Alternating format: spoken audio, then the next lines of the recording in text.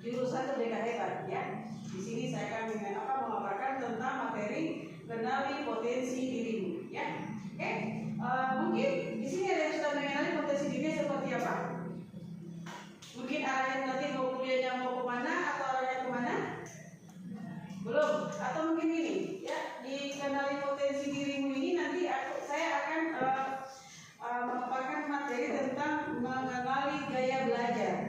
Sebelumnya saya mau nanya, apa siswa-siswa sekalian sudah ada yang mengenali dia gaya belajarnya dia yang seperti apa?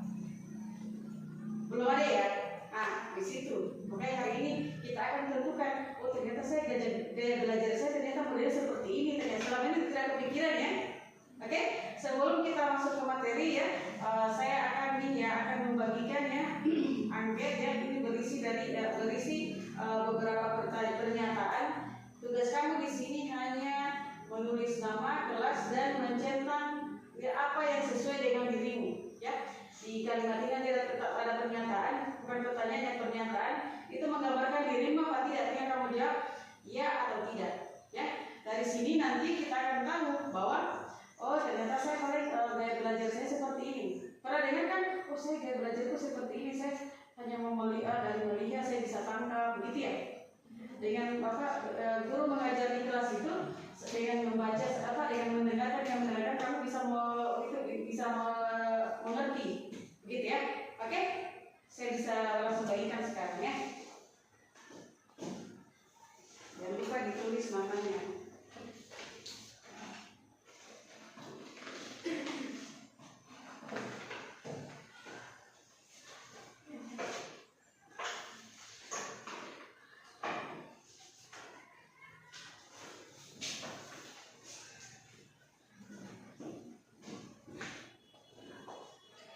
Jadi apa yang kamu rasakan itulah yang kamu tulis ya, sesuai dengan apa yang ada dalam diri kamu ya. Karena ini nanti kita akan uji coba sebenarnya, oh ternyata setelah melakukan ini nanti oh ternyata saya gaya belajar saya seperti ini. Oke nih.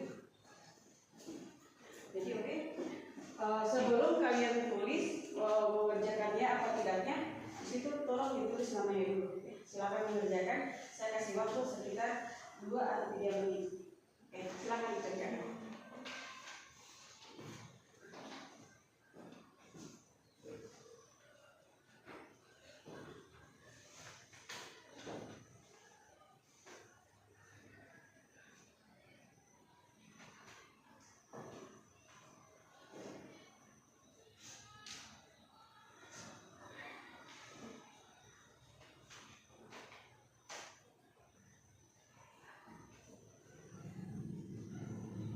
Dia punya dicentang saja, dicentang.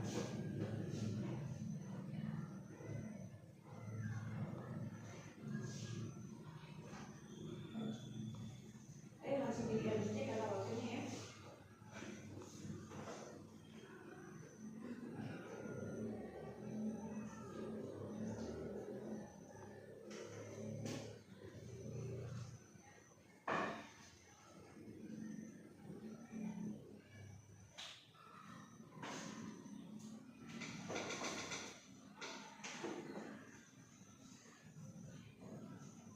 Ada yang sudah selesai? Yang sudah selesai? Bisa kumpulkan di kantor. Apa ini soal gampang aja nih mas? Kalau pikir juga udah ya? Ya?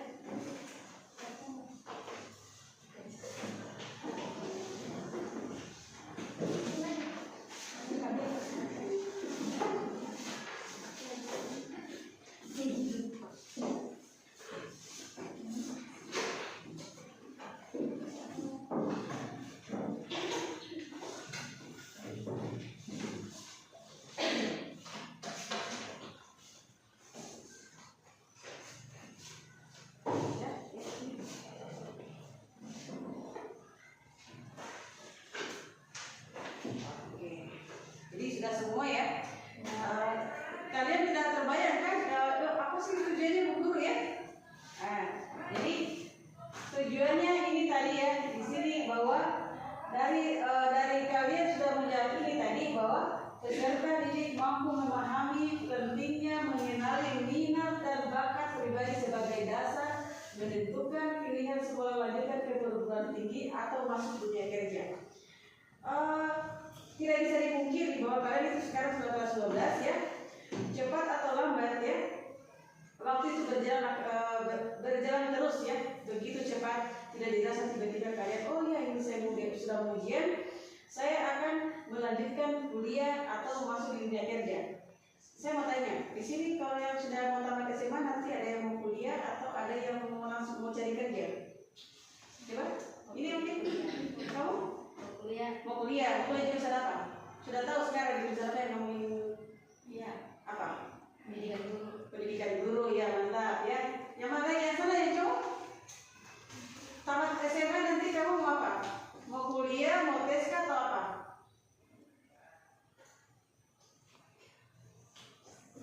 Apa? Mau kuliah? Atau mau tes tentara ya? Oh, mau tes tentara. Kan kuliah kan menyesuaikan ya, maksudnya sudah sesuai. Jadi dari sekarang itu kalian sudah bisa tahu ya arahnya. Saya ini sekolah mau ambil jurusan apa dan tujuannya saya mau kemana ya. Udah bisa terbaik dari sekarang ya. Kan namanya kita sekolah kan pasti ada cita-citanya kan. Ya pasti ada cita-cita dong. Ya jadi itu tujuannya ya. Nah dari tujuan dari apa? Memahami apa? Mengenali gaya belajar ini ya. Nah di sini kita akan tahu bahwa oh ternyata dari gaya belajar, dari model gaya belajar yang sudah tertulis tadi itu menunjukkan bahwa oh ternyata saya arahnya mau ke sini ya. Itu dari gaya belajar yang kamu lihat di sini bisa dalam bentuk gaya belajar visual ya, visualisasi. Di sini tadi sudah kamu sebagian menjawab mungkin ya. Kamu sudah masuk di mana ya? Saya ternyata gaya belajar saya visualisasi. Ada di sini tadi yang mau menjawab bahwa saya bisa belajar menggunakan gambar dan diagram untuk belajar. Sesuai dengan kamu atau tidak? Sesuai. Dia membaca buku dan materi visual lainnya ya, menggunakan warna untuk membedakan informasi ya. Seperti itu bisa nih kamu tahu itu ya. Ternyata saya gaya belajar saya seperti ini ya. Terus lanjut kedua ya, dengan gaya belajar auditori ya, belajar dengan mendengar. Di sini misalnya ya, definisi gaya belajar auditori adalah dengan mendengarkan ya. Contohnya itu diskusi kelompok dalam kelas sangat membantu ya. Ada di sini kan kalau di antara kalian itu kalau belajar dia maunya mau diskusi aja, malas kalau mau disuruh mengerjakan tugas kan, maunya kerja kelompok di kelas kok. Ada yang begitu? Ada yang senang begitu kan? Ya, itu namanya gaya belajar gaya belajar auditori. Terus metode pembelajarannya dia mendengarkan penjelasan dari guru secara efektif. Ya, jadi dia kalau itu yang anak ini nih, kalau dia disuruh mencatat terus, dia malas. Ada di sini yang begitu. Kalau disuruh menyalin, bawahnya mengantuk, malas gitu kan? Nah, itu dia gaya belajarnya berarti auditori ya. Begitu seperti itu. Oke lanjut, ini gaya belajar kinestetik, belajar sambil bergerak. Ada yang mengalami seperti itu? Ada yang senang dengan apa gaya belajar seperti ini? Jadi dia belajar sambil melakukan aktivitas praktis. Misalnya itu, ya ada namanya dia mau belajar itu kecuali dia langsung dalam prakteknya. Ya kan ada belajar penjaskes begitu, ya. Ada kan belajar penjaskes hanya dia membaca terus atau materi terus, tidak ada prakteknya. Sementara mungkin yang sana calon tentara sana dia maunya mau belajar penjaskes itu dia mau langsung praktek main bola, main takraw kan begitu ya? Ada begitu ya? Iya kan? Gitu. Itu ini cara mengenalinya ya. Mengenali potensi karir di masa depan ya. Dari sebelum kita mengenali potensi karir kita di masa depan berarti kita harus memahami ya, memahami dengan yang dikenal dengan Riasek. Namanya tes ini adalah salah satu teori karir terkenal dalam karir di dunia konseling ya. Ini dia dapat mengklarifikasikan karir seseorang dalam 6 tahap tipe kepribadian berbeda. Pertama itu masalah realistik ya. Jadi si siswa realistik ini dia anaknya dia tertarik dalam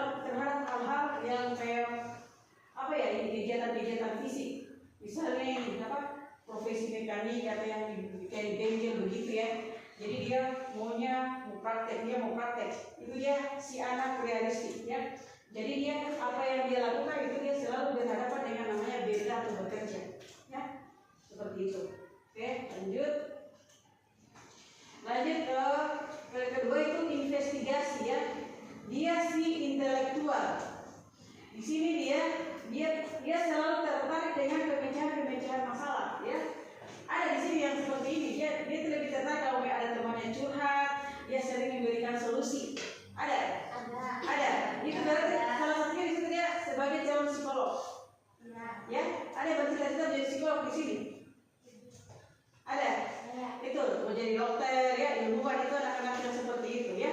Jadi dia orangnya itu suka aktivitas yang membutuhkan pemikiran yang analitis dan suka penelitian seperti itu ya. Oke, lanjut artistik ya. Si anak artistik ini dia orangnya kreatif, imajinatif, individu yang tertarik pada ekspresi kreatif ya.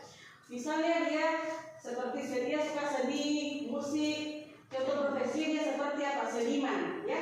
Mungkin di sini ada kan yang suka menyanyi, yang suka menari, ada itu bakat itu dan itu bisa dijadikan salah satu potensi untuk kesuksesan kamu ke depan.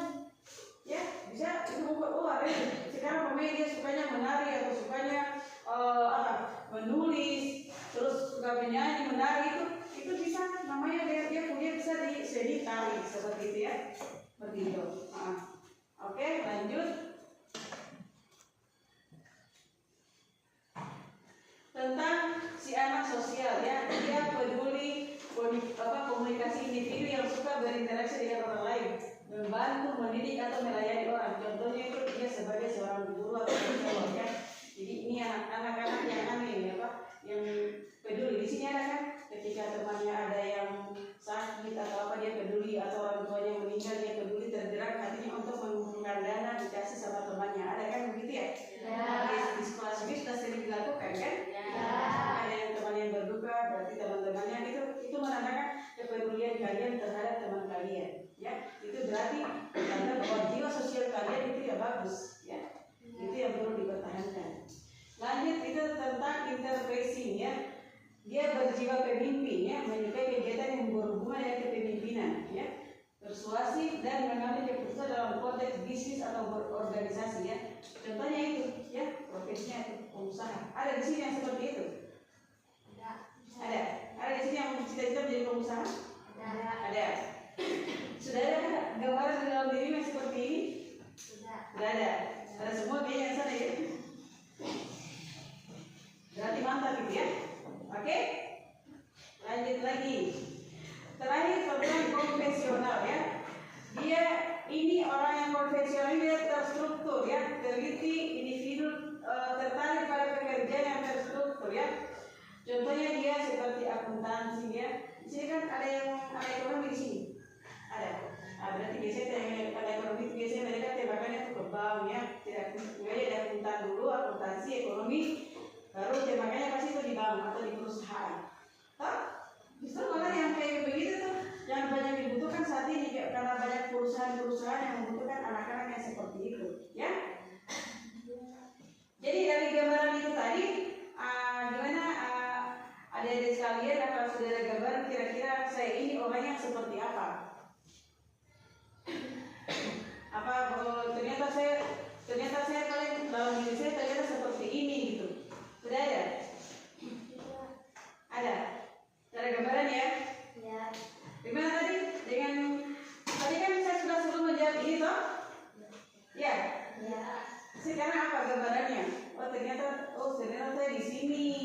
Ternyata hasil dari jawaban saya ini tadi ternyata saya di sini begitu, ya kan? Ya. Sudah ada petakan-petakannya begitu ya? Iya kan? Ya. Ya. Oke? Lanjut. Nah, jadi dengan kesimpulannya yang bisa kita petik dari pertemuan kita hari ini ya, dengan mengenal dan belajar dan memahami teori riaset, kita dapat lebih mudah menemukan cara belajar yang cocok serta mengenali minat dan bakat pada diri kita sendiri ya. Hal ini membantu kita memilih arah karir yang sesuai dengan kepribadian dan cita-cita, sehingga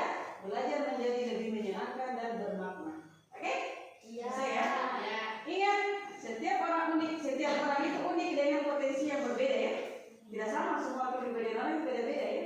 Ada yang sukanya begini, ada yang suka begitu, ada semuanya begini dan bisa ya. Nah, ingat ya, ingatlah setiap orang unik itu ada potensi yang berbeda. Temukan gayamu sendiri dan kembangkan bakatmu sendiri ya. Jadi kamu jangan terpatok. Jadi jangan kamu terpatok dengan bahwa oh ternyata saya harus kayak dia gitu. Dia orangnya pintar, jadi saya juga harus memaksakan saya harus pintar. Baik, ada teman saya pintar matematika, berarti saya juga harus pintar matematika. Tidak seperti itu. Beda. Kamu pintar matematika, mungkin kamu jago di sejarah, jago di ekonomi, kan berbeda. Jadi jangan pernah berkecil hati ketika orang lain dia seperti ini, kamu seperti itu, ya.